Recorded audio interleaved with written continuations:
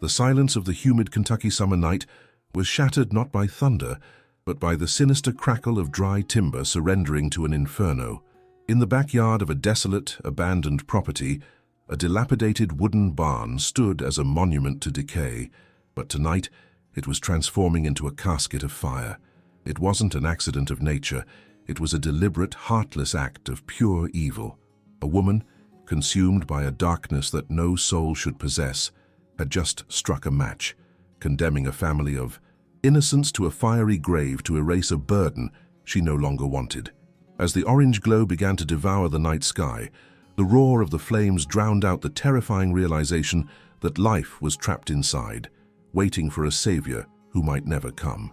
Inside this hell on earth, huddled in the corner furthest from the creeping flames, was Angel, a golden retriever with eyes that usually held the warmth of the sun, but now reflected sheer terror. Her lungs burned with every shallow breath as thick black smoke choked the air, turning the barn into a suffocating chamber of death. She wasn't alone. Curled beneath her trembling body were 6 tiny puppies, only 10 days old, blind to the world, and unaware that their first sensation of heat was not a mother's love but a monster's hate. Angel whimpered, a sound so broken it would shatter a heart of stone, as she used her own fur and flesh as a living shield, absorbing the falling sparks to protect the fragile lives beneath her. The heat was becoming unbearable, a physical weight pressing down on Angel's spine, scorching the tips of her golden ears and singeing her paws as the floorboards began to heat up like a skillet. She looked toward the heavy wooden doors, her instincts screaming for her to run, to flee into the cool grass outside, but they were bolted shut from the outside, a cruel sentence sealed with a rusty chain. She nudged her whimpering babies closer, her heart hammering against her ribs like a trapped bird. She knew with a mother's devastating intuition that she could not save them all on her own. She let out a howl, not of aggression, but of pure, agonized prayer, a plea sent directly to the heavens, hoping someone, anyone, would hear them before the roof came crashing down. Miles away on the porch of a modest farmhouse, Samuel sat under the soft hum of an oil lantern, his weathered fingers tracing the verses of a worn leather Bible. A retired firefighter of 65, Samuel carried the invisible. Scars of 1,000 battles with the beast of fire, thinking his days of heroism were long behind him, but the wind shifted, carrying with it that distinct, terrifying scent that haunts every fireman's nightmares, the smell of destruction.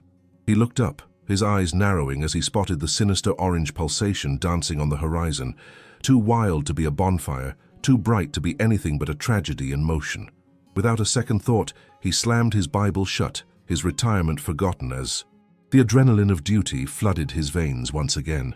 Samuel's old pickup truck tore down the dirt road, kicking up clouds of dust as he raced toward the glow that was rapidly turning the night into day. As he approached the property, his headlights caught the rear of a sedan speeding away in the opposite direction, the driver's face obscured, but the intent clear, fleeing the crime scene. He didn't have time to chase the villain. His mission was always preservation of life. He skidded to a halt. Near the barn, the heat radiating through the truck's windshield, hitting him like a physical blow.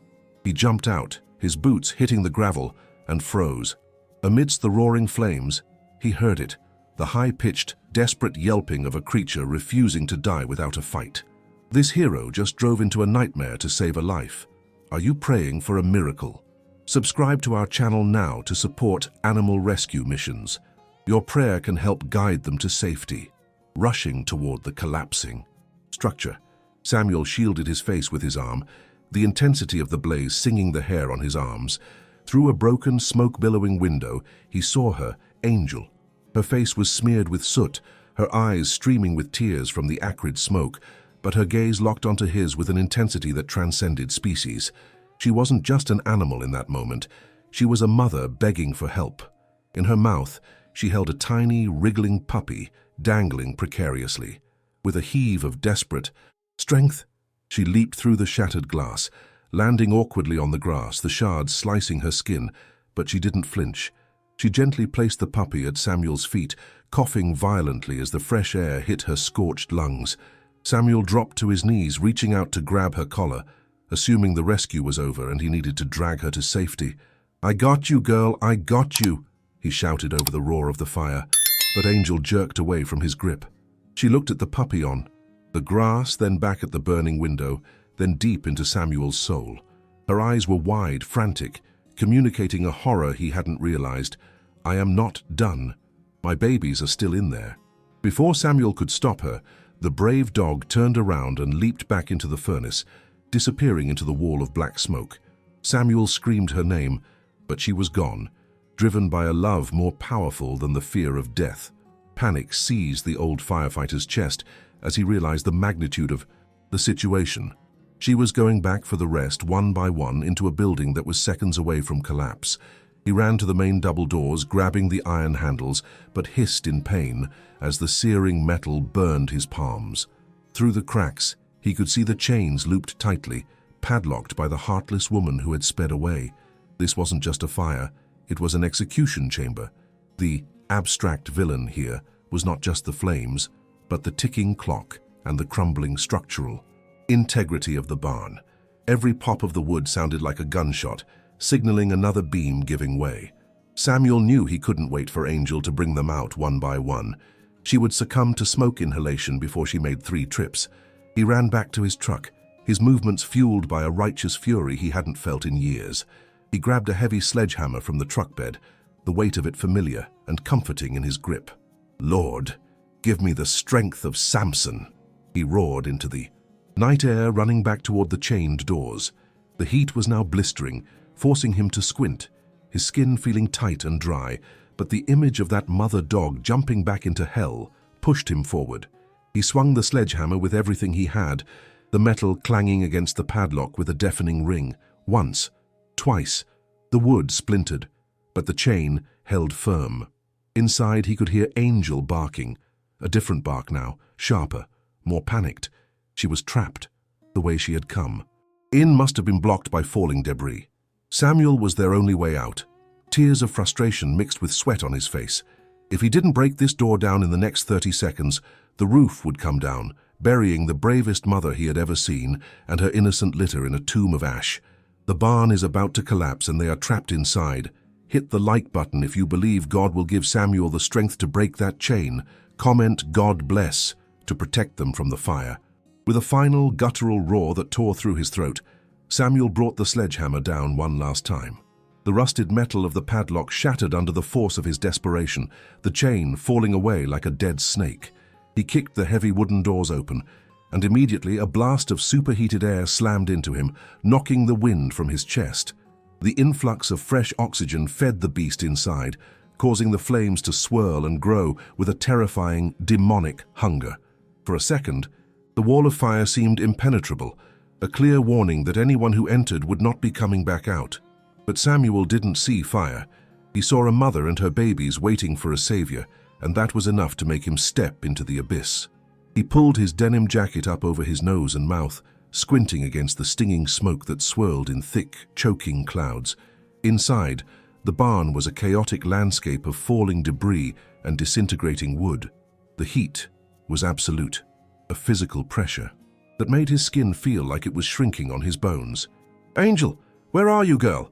he screamed, his voice raspy and swallowed by the roar of the blaze. He couldn't see more than a few feet in front of him. Every step was a gamble, the floorboards groaning and snapping under his heavy boots, threatening to send him plunging into the burning foundation below. A faint, strangled bark echoed from the far left corner, a sound so weak it was barely audible over the crackling timber. Samuel pivoted, navigating through a maze of burning hay bales that littered the floor like landmines. Above him, the rafters were glowing a menacing cherry red, sagging under the weight of the collapsing roof. He moved with a speed that belied his age, driven by an adrenaline rush that only comes when a life is on the line. He knew he had minutes, maybe seconds, before the structural integrity of the barn failed completely. He had to find them now, or he would be buried alongside them. Then, through a break in the smoke, he saw her. Angel was pressed into the furthest corner, her body curled into a tight, protective ball.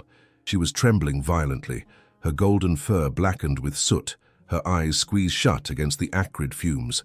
Underneath her, the tiny whimpers of the puppies were the only sign of life. She wasn't moving to flee. She was resigning herself to be the final barrier between the fire and her children.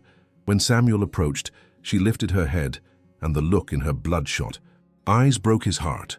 It wasn't aggression, it was pure, terrified exhaustion. She had given everything she had, and she had nothing left. Samuel fell to his knees beside her, ignoring the searing heat of the floor. He reached out to touch her, but Angel flinched, snapping her teeth weakly at the air. It wasn't malice. It was the delirious instinct of a mother who had been betrayed by humans and was now cornered by death. "It's okay, Mama. I'm here to help," Samuel soothed, his voice steady, despite the chaos around them. He needed her to trust him instantly. There was no time for a slow introduction. He saw the terror in her posture. She was ready to die, but she wasn't ready to let her babies be taken by a stranger, even one trying to save them. Suddenly, a deafening crack echoed from above. A massive wooden beam, consumed by fire, detached from the ceiling and crashed down just inches from where Samuel was kneeling. Sparks showered over them like deadly rain, singing Samuel's hair, and causing Angel to yelp in panic. The impact shook the floorboards violently, creating a fiery barrier between them and the exit. They were trapped. The almost failure moment hit Samuel with the force of a physical blow. The path he had entered through was now blocked by a wall of burning debris. For a fleeting second, despair clawed at his throat. Had he just walked into his own tomb? But looking at the defenseless puppies, squirming blindly against their mother's belly, Samuel refused to accept this ending. He spotted an old metal feed bucket nearby, miraculously untouched by the worst of the flames. He grabbed it, the metal warm to the touch, and turned back to Angel. "I need you to trust me now, girl. Please," he pleaded, locking eyes with her. He reached for the first puppy. Angel watched him, her body tense, her breathing shallow and ragged. She sniffed his hand, smelling the soot, but also the kindness. In a moment of profound surrender, she didn't bite. She nudged the puppy toward him with her nose. One by one, Samuel scooped the fragile lives into the metal bucket. They were so small, their fur damp with sweat and the saliva of their mother's grooming. He counted them as he worked, his hands shaking. 1, 2, 3, 4. Wait. He looked around frantically. Where were the others? Angel whined and pawed at a pile of burning straw nearby. Samuel kicked the straw away and found the last 2 puppies, huddled together, terrified, but alive. He grabbed them, tossing them gently into the bucket with their siblings, 6 puppies, plus the one outside. They were all accounted for. Now came the hardest part. "Come on, Angel, we have to go," Samuel shouted, grabbing the handle of the bucket. He stood up, expecting the dog to follow, but Angel didn't move. She tried to push herself up on her front legs, but her hind legs collapsed under her. The smoke inhalation had sapped her strength. Her muscles were failing her. She looked up at Samuel with an expression of tragic acceptance, wagging her tail weakly as if to say, "Save them, leave me." She was sacrificing herself so he wouldn't be burdened by her weight. "No, no one gets left behind," Samuel roared, refusing her sacrifice. He couldn't carry the heavy dog and the bucket of puppies at the same time over the burning beam. He looked around for an alternative exit. To his right, a section of the barn wall had rotted away near the floor, covered by loose planks. It was a gamble, but it was their only shot. He grabbed Angel by the scruff of her neck and her flank, hauling her heavy, limp body toward the hole. She groaned in pain, but she scrambled with her front paws, understanding that this man was too stubborn to let her die. The heat was becoming unsurvivable. Samuel's vision was blurring, black spots dancing in his eyes as the oxygen levels plummeted. He kicked at the rotting planks of the wall, the wood giving way with a crunch. A stream of cool night air flooded in, a lifeline from the heavens. He shoved the bucket of puppies through the hole first, watching it land safely in the tall grass outside. Then he turned back to Angel. "Go! Go!" he yelled, pushing her rear end. With a surge of hysterical strength, the dog squeezed her body through the opening, scraping her burned skin but clawing her way to freedom. Samuel dove through the hole right behind her just as the barn groaned one last time. With a sound like a thunderclap, the main roof beam snapped and the entire structure collapsed inward in a massive explosion of sparks and smoke. The force of the collapse blew Samuel forward into the dirt, coughing violently, his lungs burning as if he had swallowed fire. He scrambled on his hands and knees, dragging himself away from the intense heat radiating from the pile of rubble that had been a building just seconds ago. He found Angel lying in the grass a few feet away, panting heavily, her tongue lolling out, covered in ash and burns. The bucket of puppies was overturned, and the little ones were crawling blindly over their mother's exhausted body. Samuel crawled over to them, checking Angel's pulse. It was rapid and thready. She was alive, but barely. She lifted her head, her eyes seeking his, and let out a soft whine, licking his soot-covered hand. It was the moment of total surrender. The barrier between species had dissolved in the fire, but the relief was short-lived. As Samuel ran his hands over Angel's body to check for injuries, he felt the scorching heat radiating from her skin. Her breathing was wheezing, sounding like a broken whistle. She had inhaled too much smoke. Her gums were pale, almost blue. The adrenaline of the rescue was fading, replaced by the cold reality of medical trauma. They were out of the fire, but the shadow of death was still hovering over them.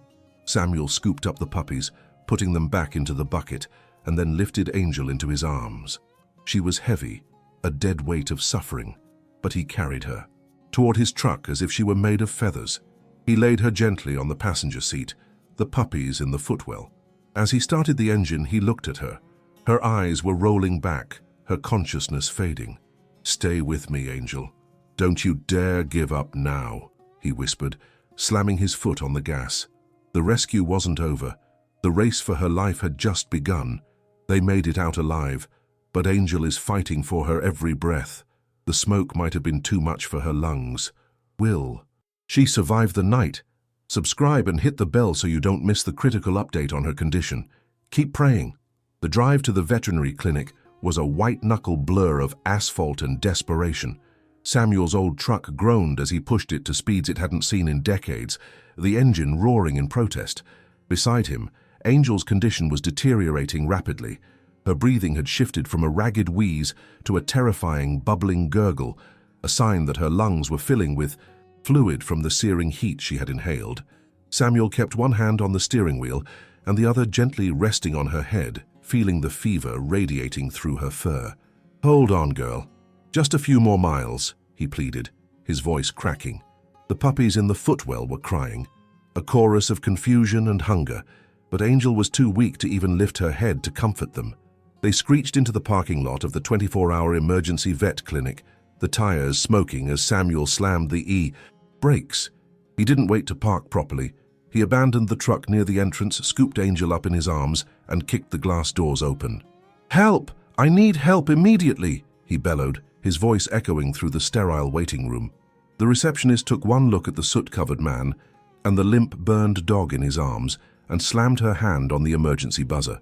Within seconds, a team of scrubs-clad technicians swarmed them, taking the heavy burden from Samuel's trembling arms and placing Angel onto a rolling gurney. Samuel tried to follow them through the swinging double doors, but a firm hand stopped him. "Sir, you can't go back there. We need room to work," a nurse said gently but authoritatively. As the doors swung shut, Samuel caught a final glimpse of Angel, a flurry of activity around her, a tube being guided down her throat, and the harsh, bright lights exposing the raw red burns on her paws. The separation felt like a physical amputation. He sank into a plastic chair in the waiting room, the adrenaline crashing, leaving him shaking uncontrollably. He realized he was covered in black soot and blood that wasn't his own. He looked down at his hands, the hands that had broken chains but were now powerless to save her. Hours seemed to drag by like years. The silence of the waiting room was a torture of its own, broken only by the ticking of a wall clock and the distant, muffled sounds of medical machinery. Samuel paced the floor, his boots leaving faint ash footprints on the linoleum. He prayed silently, bargaining with God, offering anything in exchange for the life of the dog who had shown him what true courage looked like. The puppies had been taken in by another team, cleaned, fed, and placed in a warm incubator. They were safe, but their mother, the golden angel who had walked through fire for them, was fighting a war on a battlefield Samuel couldn't see. Finally, the double doors opened. Dr. Henderson, a senior veterinarian with tired eyes and a grave expression, stepped out. Samuel stood up, his heart hammering against his ribs. The look on the doctor's face didn't offer immediate relief. "Samuel," the vet asked softly, She's alive, but it's bad. Samuel let out a breath he didn't know he was holding, but the vet continued. She has severe thermal burns on 40% of her body, but the real danger is the acute respiratory distress. Her lungs are severely damaged by the smoke. We have her on a ventilator and high flow oxygen, but her oxygen levels are critically low. The diagnosis hit Samuel like a punch to the gut. The fire hadn't killed her, but the smoke was trying to finish the job. "What are her chances?" Samuel asked, his voice barely a whisper. Dr. Henderson sighed, removing his glasses. "Honestly, she's critical. The next 12 hours will determine everything. If she can't oxygenate her blood on her own by morning, her organs will start to shut down. She's a fighter, Samuel. I can see that. But she's taken a beating that would have killed most dogs instantly." He paused. "You can see her for a minute, but she's sedated." Samuel walked into the ICU, the room filled with the rhythmic beeping of monitors and the hiss of oxygen. Angel looked so small inside the oxygen kennel, a tangled web of IV lines and sensors attached to her shaved leg. Her beautiful golden fur was patchy, covered in antibiotic cream and bandages. Her chest rose and fell with a mechanical, forced rhythm.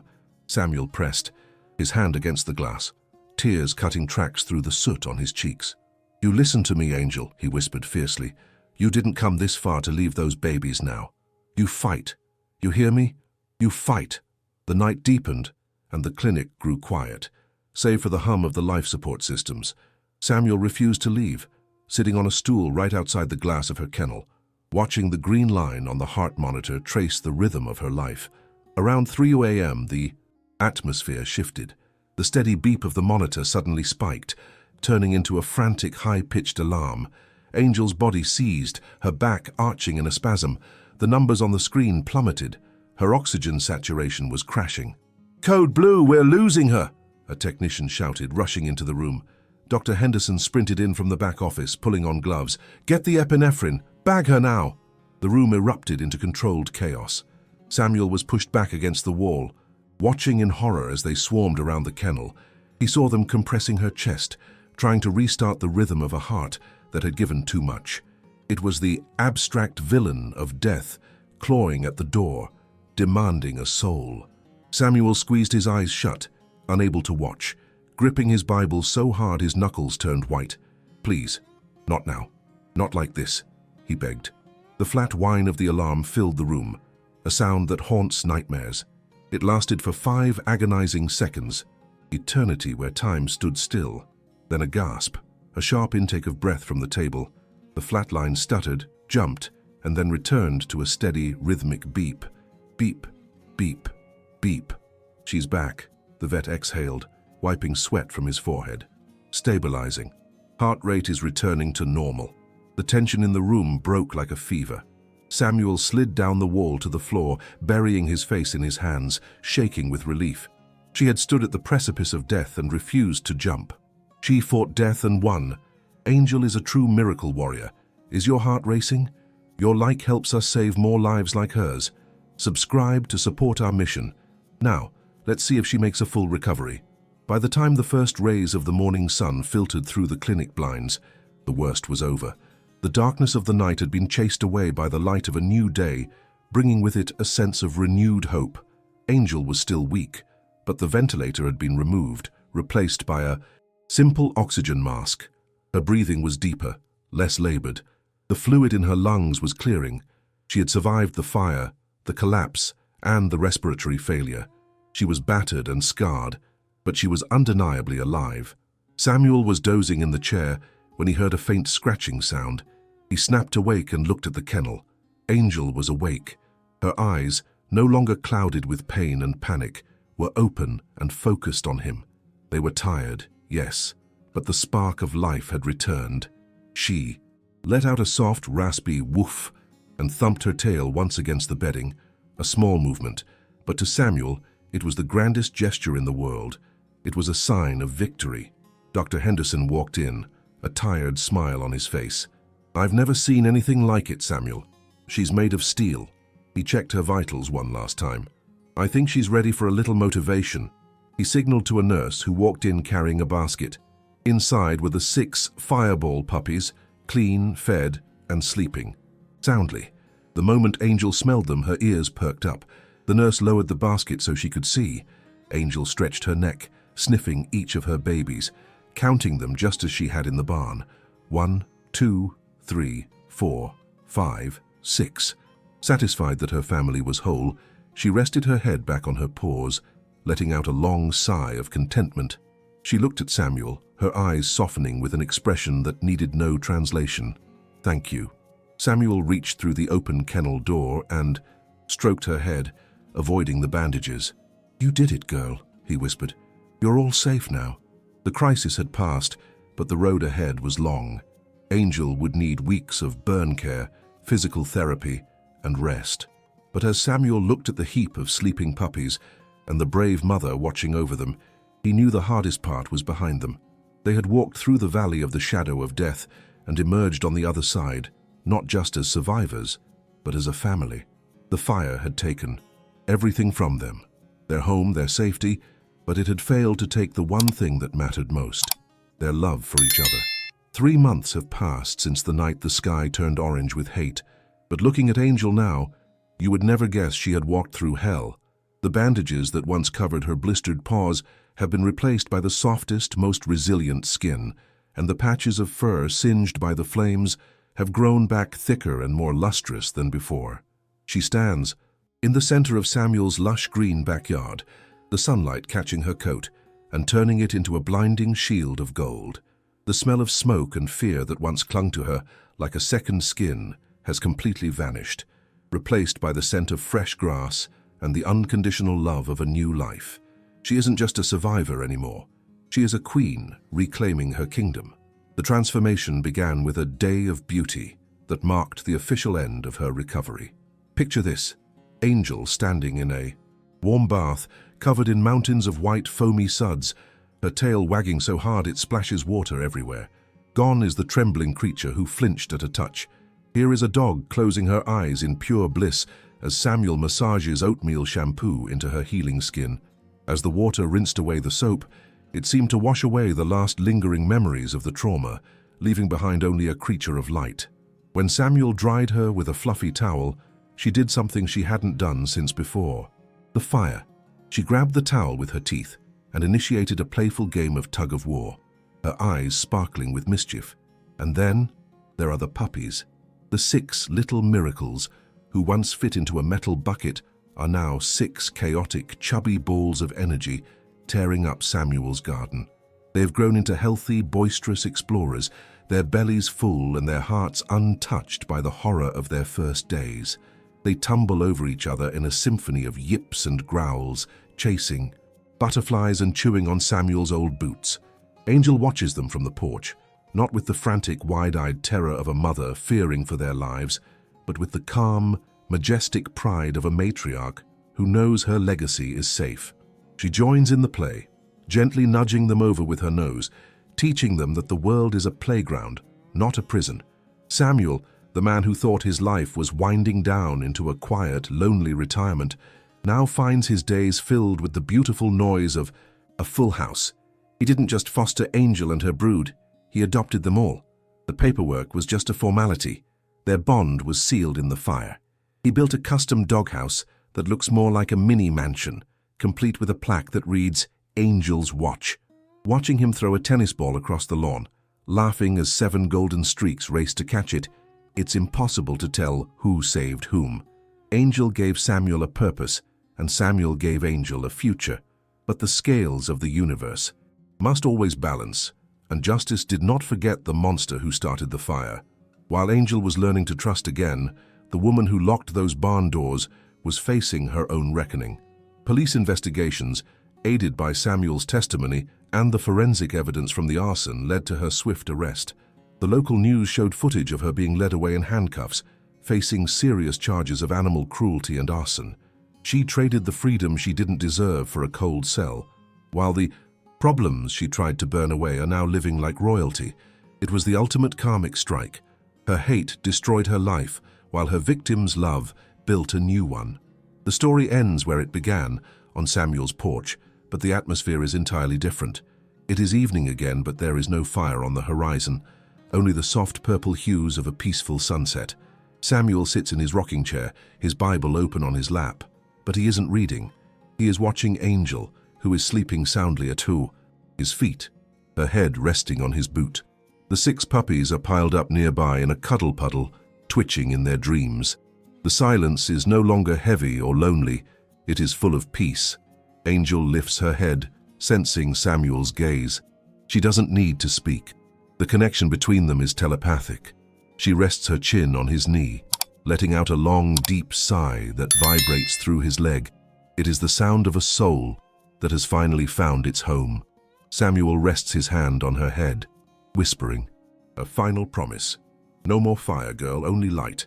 The camera pulls back, showing the farmhouse not as a place of isolation, but as a sanctuary of life.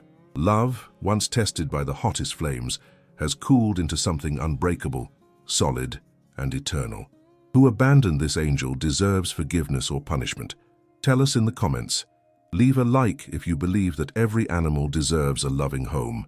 Comment Amen to bless Angel and Samuel's new life together.